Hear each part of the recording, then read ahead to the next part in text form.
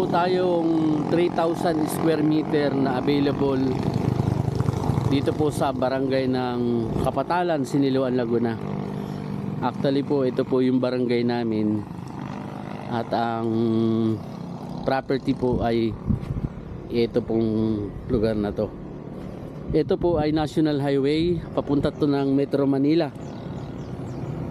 From Metro Manila po, ito po ay humigit kumulang 80 kilometers.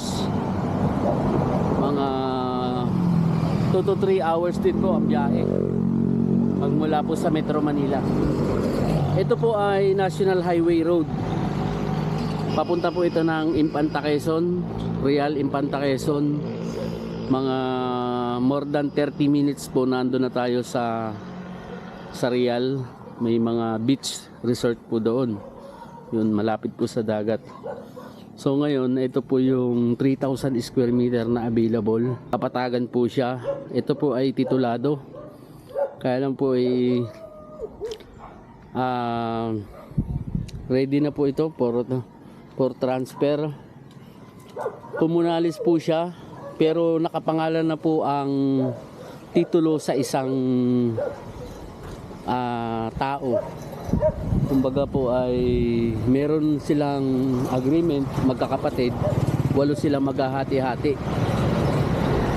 dito po sa property na to. Ang pinaka boundary po ay ito. Yan po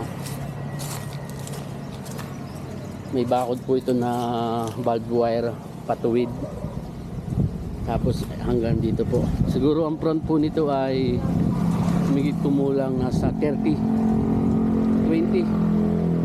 yan lang po 20 to 30 meters.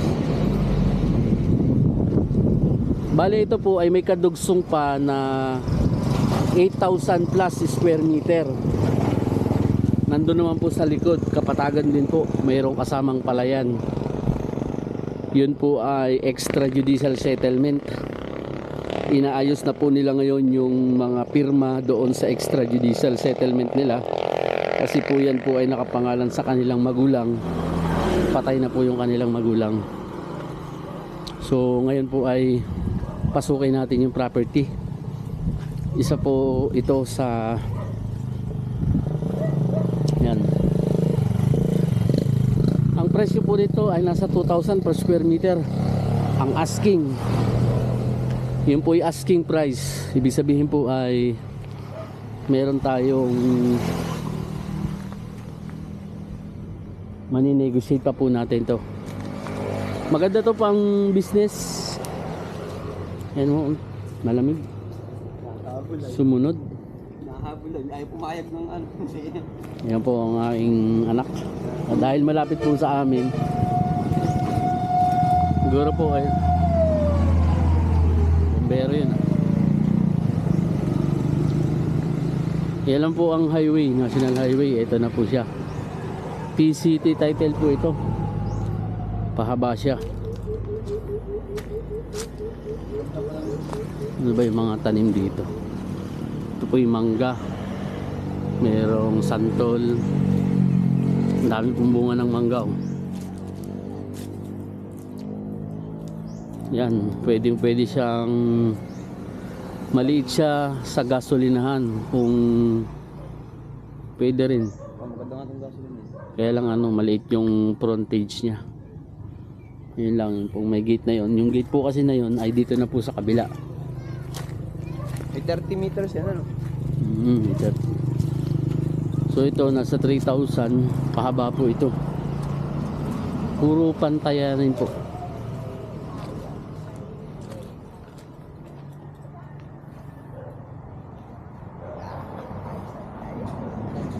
Isa pong puno ng lansones. Meron ako nakitang isang piraso.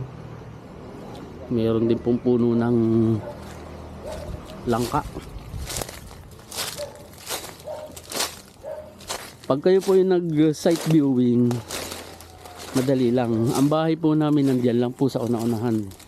Taga dito po ako sa barangay namin ito. Mayroon pong puno ng langka. Ito ho ang bakod na. Ito. Bakod po siya, diretso po yan.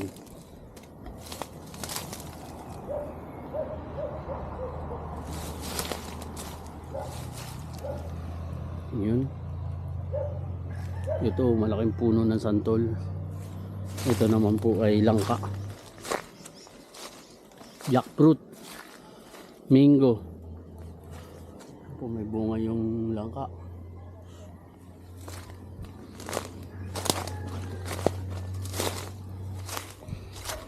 Ito po ang lansones. Isang puno ng lansones na napakalaki.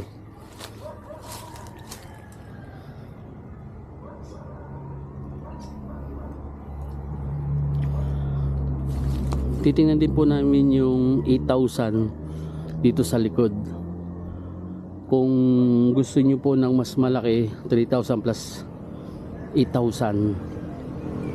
Pwede. Pero kung siguro papayag sila na kung ito yung mauna, po pwede rin. Kasi po yung 8,000 mayroon pong right of way naman doon daw. Diretso po yan. Kasi ito po ay kamag-anak din. Isa rin po to sa ano, magmamana nito. May parte. Ate, hanggang saan kaya?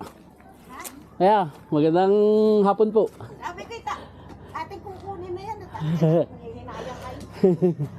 Tulungan mo ako mang-hold up. Mang-hold up tayo. Mang-hold up kami at kami maghahatin dalawa. Maganda to, no? Tabi ng highway. Ganda din, tabing highway. Asan po yung 8,000? Ito, doon sa likod, yung may babuyan. Saan po ang daan nun? Hindi, pwede hindi. Pwede din dito po.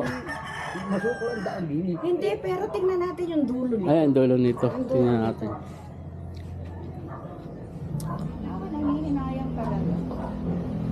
Tingnan natin yung dulo.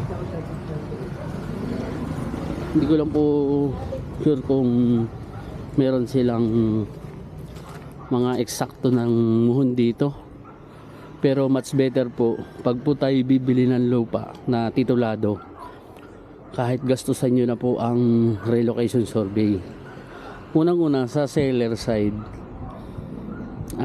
sa isang banda, yun po yung obligasyon talaga dapat ng seller. Obligasyon nila na ipakita sa buyer ang mga eksaktong boundary. Pero bilang buyer naman po kayo, mas maigi na kayo mismo po ang kumuha ng geodetic engineer. Kung nasukat po nila, i-verify natin ng panibago na kayo na po mismo yung may engineer.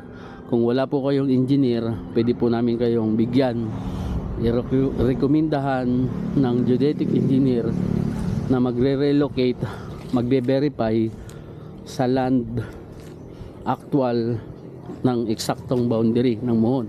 Kasi po ito ay titulado, mayroon pong technical description